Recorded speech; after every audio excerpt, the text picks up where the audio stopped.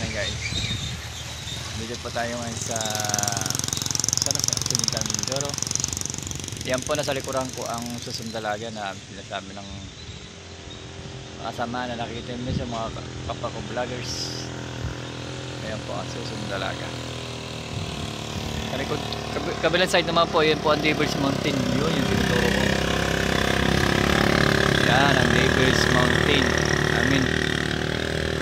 Hindi tayo pa makapunta ngayon doon at medyo ano na po ano pa, tayo pababa pa ng bayan. At yun naman guys, medyo pasensya at natakbo na ng puno. Adjust tayo, adjust. Yan naman po sila sa susong dalaga. Yan. Dito sa Occidental Mindoro. Yan po sinasabing susong dalaga.